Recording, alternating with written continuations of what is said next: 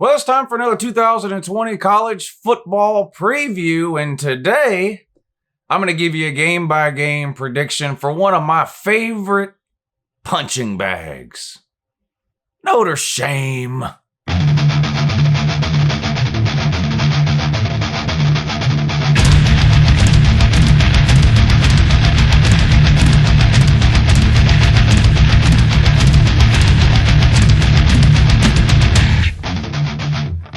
Hey, good morning, it's Uncle Lou here. Yeah, that's right, it's me, Uncle Lou, and I'm live for you on LouTube today.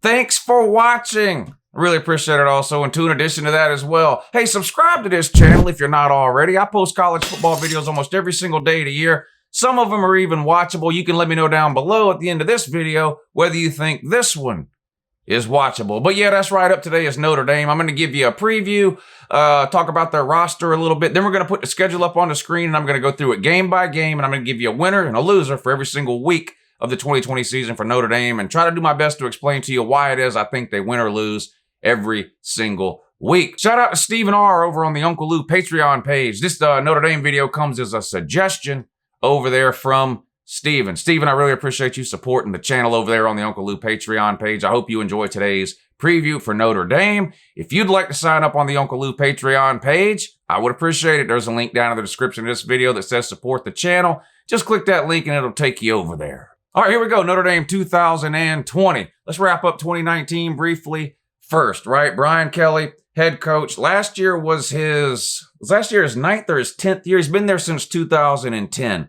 How'd they do last year? Pretty good. They've done pretty good each of the last 3 years, really, winning 10-plus games each of the last 3 seasons. 11-2 last year, 10-2 in the regular season, and then a bowl win. I think it was the Camping World Bowl. Wasn't a huge bowl game, but a Camping World Bowl win to finish at 11-2. Brian Kelly has won 8 or more games every single year he's been at Notre Dame, with the exception, of course, of that disastrous season. I think it was 2016, the 4-8 season. Other than that, Brian Kelly been pretty steady at Notre Dame, 8+ wins every single year. Like I mentioned, 3 straight seasons of 10+ wins. 2017, 10-3, 2018, 12-1, and last year, 2019, 10-3. And of course, 2018 was the year they went to the playoffs before getting humiliated by Clemson in the first round, which unfortunately for Notre Dame has been a theme in these big postseason games going all the way back really to the BCS era. Notre Dame hasn't won one of these big postseason games in a long, long time. There's something like they've lost 7 or 8 of these games in a row, something like that. But they did make the playoffs in 2018, so congrats there. Now, what was the biggest difference between 17, 18, and 19? Good seasons all 3 years, 10+ wins, only making the playoffs in 18, though. What's the biggest difference between those 3 seasons? Well, that's easy. In 2018, they didn't have to play Georgia. I mean, that's clear, isn't it? Georgia goes up there in 17 and beats them.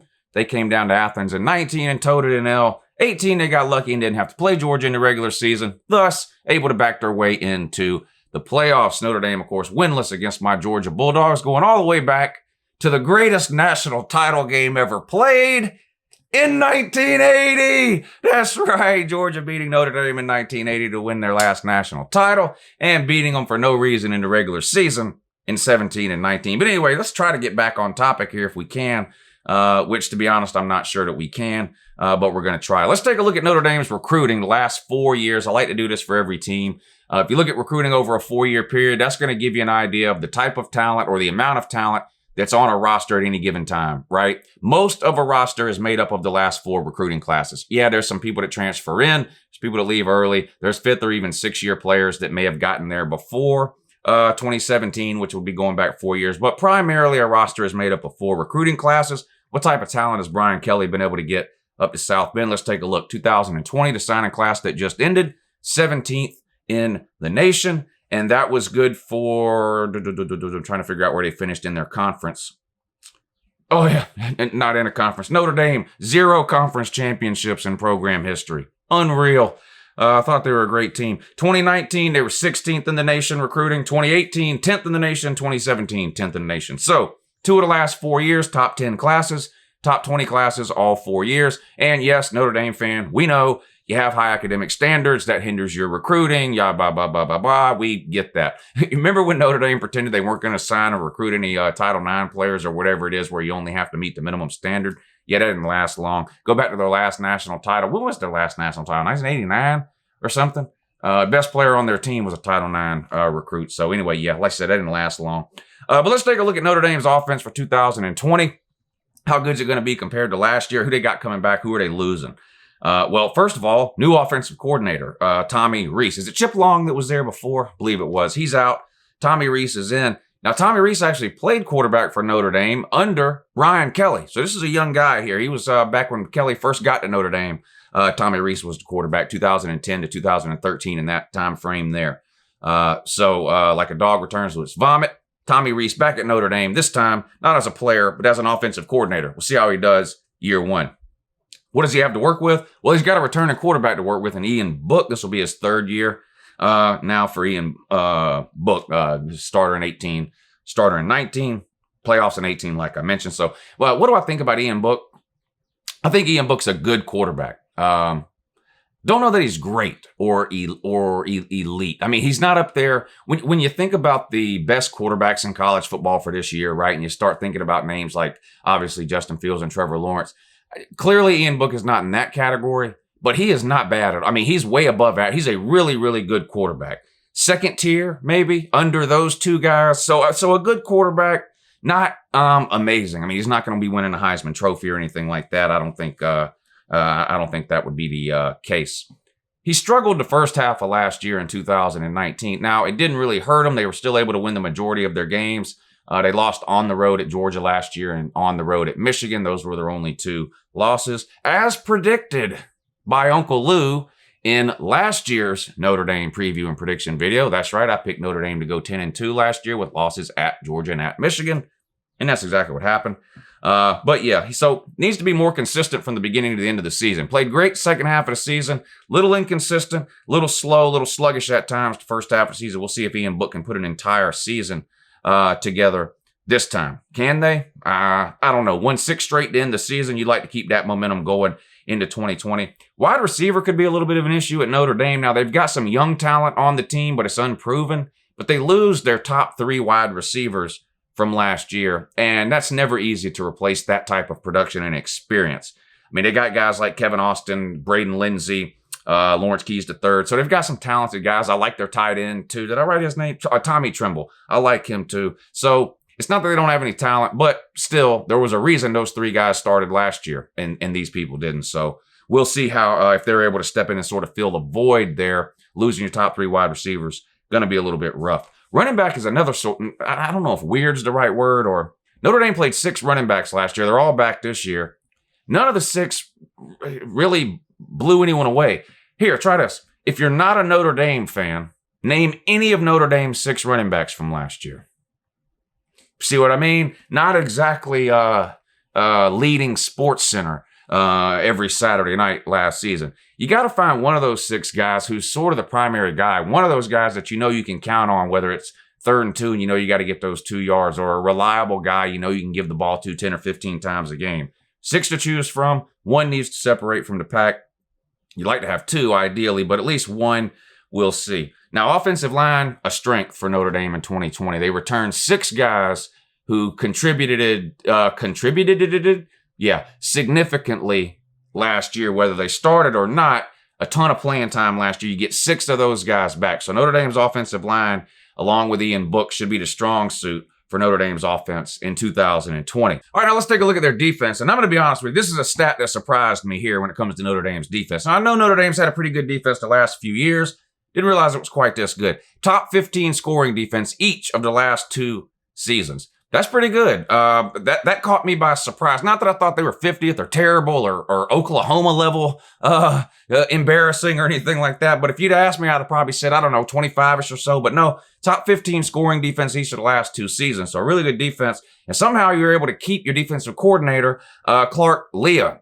He came about this close to becoming head coach over at Boston College. People are starting to look at him as a potential head coach. Wouldn't be surprised if that happens pretty soon. But you got him again for this year. That's good because you do lose some talent on the defensive side of the ball this year. So good to have some consistency at the coordinator position there. But you lose a lot of your guys from up front, particularly your pass rushers. This Okwara, Jones, Kareem, they're all gone. I do like this other guy you got coming back whose name is unpronounceable. This Ade Ogundejai, whatever the hell, Ade, is that Ade or Ade? Last name Ogundeji, Ogundeji. I don't know. Again, I don't name these players, so it's not my fault if I say their name wrong. Okay, it's not my job to name these players. It's just my job to say their name wrong, and I'm doing a pretty good job at my job. Linebacker, 2 of the top 3 return. That's good. Drew Wright in the middle. And you got another guy who doesn't want people saying his name right, Jeremiah Owusu. Jeremiah Owusu Karamoa. Yeah, shout out to you, sir. Looked really good towards the end of the year. Last year, could be Notre Dame's breakout player on defense this year. I really like that guy, linebacker position. 2 talented safeties that you've had the last 2 years are gone. It's a position you haven't had to worry about either in 18 or 19. Both those guys were really, really good. They're gone, so you got to backfill. There. We'll see if you can do it. You also lose cornerback. Is it Troy? Troy Pride, I think was his name. Anyway, so 3 of your secondary gone. Now you got a transfer from NC State. This Nick McLeod, and another guy that was able to get a 6-year of eligibility, Sean Crawford. He's in. I think your most talented defensive back might be that sophomore Kyle Hamilton. Yeah, Kyle Hamilton looked really good at times last year as sort of your third option at safety. He may end up being your best defensive back this year, and he's only a sophomore. Room to improve, room to grow there. So there you go. That's what the offense and the defense looks like for 2020. Now let's put the schedule up on the screen and see what kind of record you're going to have is. All right, here we go. We're going to go through this game by game. I'm going to give you a winner and a loser every single week of the season, and we'll come up with an overall record for Notre Dame and exactly who it is they're going to beat and who it is they're going to lose to. Now, Notre Dame versus Navy. Now, this was supposed to be our big week 0 game this year, if you can call it a big game. But Notre Dame and Navy were going to travel to Dublin, Ireland, and play on August 29th in week 0. This was you remember last year, Miami and Florida played a week before everyone else started the quote-unquote week 0. That was the game we were supposed to have in week 0 this year. Due to the coronavirus, that's been canceled. They're no longer playing on August 29th. They're no longer playing in Dublin, Ireland. They're now going to play in week 1 like when everyone else plays, and they're going to play in Annapolis, Maryland. Maybe a Notre Dame fan can tell me. I looked up 3 or 4 different articles this morning, and some of the articles said this game was being played on Saturday, September 5th, which is when the season starts for everybody. Some of this articles said it was being played on Sunday, September 6th. So maybe a Notre Dame fan who knows better than me about that can let us know. But in any case, it's going to be week 1, either Saturday or Sunday instead of week 0, and it's going to be in Annapolis, Maryland instead of Dublin. Unfortunately for Navy, I don't think it much matters when or where this game is played. I just think Notre Dame is way more talented than Navy. I'm never going to trash talk or make jokes about the service academy schools, and Navy has put together a few good years over the last 10 years or so, but I just can't see them winning this game, week 1 against Notre Dame. You're starting out 1-0. Then you have an SEC team. Arkansas travels to South Bend. Probably the worst team in the SEC, so you couldn't have picked a better draw there. Sort of weird Notre Dame playing the SEC. They played Vanderbilt for home and home, then Georgia for a home and home, and now Arkansas. So 2 of the worst teams in the SEC, one of the better teams in the SEC in Georgia. Of course, they beat Vandy, lost to Georgia both times. We'll see what happens with Arkansas. They got a new coach, Sam Pittman, Georgia's previous offensive line coach. I like Sam Pittman. I think he's one of the best offensive line coaches in America. But the guy's never been a head coach, never even been a coordinator. In for a rude awakening week 2 here in South Bend. I think Notre Dame wins big over one of the worst teams in the SEC, Arkansas. You're 2-0. Then you play Western Michigan. That's another win. I don't envision a scenario where Notre Dame is losing to a group of 5 or lower classification. People keep getting mad at me because I'm calling group of 5 lower classification. To me, there's Power 5, there's everybody else. Yes, I know Group of 5. I know Power 5. I know then you have FCS. I get that. Western Michigan's a lower classification team. If that makes you mad, I'm sorry. But anyway, nevertheless, you play them week 3, you're 3-0. Now you start the first of your ACC games. Of course, you play 4 or 5 of these a year. 1 foot in, 1 foot out of the ACC because you're too chicken shit to join a conference. Now, you join the ACC in basketball, but in football, you won't do it for obvious reasons. You would never win the conference. So, we just know that. Again, 0 conference championships, program history. Salute. But anyway, you're doing the 1 foot in, 1 foot out dance with the ACC. This year, First ACC opponent up on the schedule for you, Wake Forest. And this brings up another interesting point. You play them in Charlotte. Now, yeah, Wake Forest is located in North Carolina, but this isn't technically a road game. This is a neutral site game in Charlotte. So let's recap real quick. Week 1, neutral site. Week 2 and 3, home. Week 4, Wake Forest, neutral site. No road games yet. Amazing. You'll beat Wake Forest. Their best player currently plays for Georgia. Yeah, best quarterback in the SEC, Jamie Newman. You're 4-0. Now, here's a big game here against Wisconsin. Now, it's not a home game, so guess where it's played? That's right, Lambeau Field. Another neutral site game. 5 weeks into the season here, and you're playing your third neutral site game and 2 home games. Still not a single road game to be found anywhere. This is going to be a great game. I really wish Jonathan Taylor was still at Wisconsin for this game. He's clearly their best player. He's gone. Wisconsin's going to have to find a way to replace him. I don't think they're going to do it, at least not 1-to-1. Now, they may end up playing a series of running backs this season or 2 or 3 running backs this season and still have the same number of total rushing yards that Jonathan Taylor was giving them, but I'm not sure they're going to have any one running back that's going to be putting up 2,200 yards like Jonathan Taylor was doing every single season there. I've got a few question marks about Wisconsin this year. I mean, we know they're going to have an NFL offensive line, great running game. They've got the most vanilla quarterback you could possibly have, not named Jake Fromm. Nothing impressive, nothing exciting, no playmaking ability from the quarterback position. But, they're going to be well coached, disciplined. They're going to play good along the lines of scrimmage. I do think this will be a good game. And I don't think this is a guaranteed win for either team. This will be a close game. I've got you winning, though. I think you beat Wisconsin at Lambeau Field. You're 5-0. Still haven't played a road game, though. Then you come back home and play Stanford. Another one of your annual sort of matchups that you have. You play Stanford almost every year, of course, Southern Cal. Anyway, Stanford, Pac-12, disappointing season last year. I do like David Shaw. Hard to believe Stanford's going to be bad as they were last year, 2 seasons in a row, but anything's possible, especially in the Pac-12. I think you beat Stanford at home. You're 6-0. Now you go on the road, another ACC team at Pitt. First road game. Congratulations. What is this? 1, 2, 3, 4, 5, 6, 7. Week 7, you play your first road game. Way to go.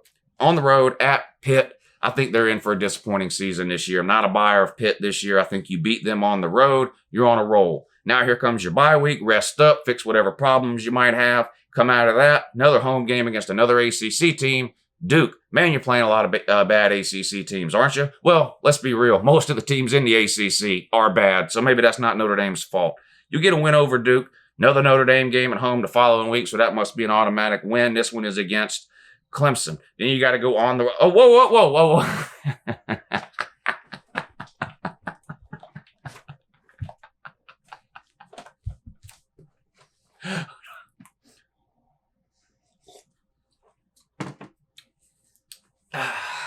Yeah, same Clemson that beat you in the playoffs 2 years ago, 30-3. How's it going to go for you this time at home? Underneath touchdown Jesus.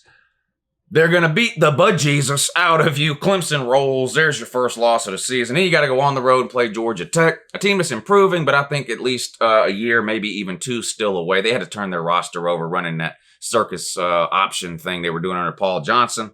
He's gone, trying to run more of a pro-style, modern-day offense now, but it's going to take a while to turn the roster over. I think it'll be better than last year. Not good enough to beat you. You went on the road at the dump known as Bobby Dodd Stadium. Then you come back home and play Louisville. This is an interesting game. Let me talk about these last 2. Home against Louisville, on the road at Southern Cal. I think Louisville is a team in the ACC that's headed in the right direction. Are they going to win 10 or 11 games this year and compete for the ACC title? No, but they're headed there. They're at least headed in the right direction. Not very many teams in the ACC can say that, right? I think Miami and Florida State are still the 2 teams in the ACC best positioned to challenge Clemson at some point down the road. But I like the way Louisville is headed. They surprised me last year. Were they great last year? No. But look how bad they were 2 years ago. Last year was year 1 of a new coaching staff there. They all returned this year. I like the direction Louisville is headed. And if you're not careful in this game, this could be one of those upsets that we see every single year. Now, you get them at home. I do think that's a benefit for you.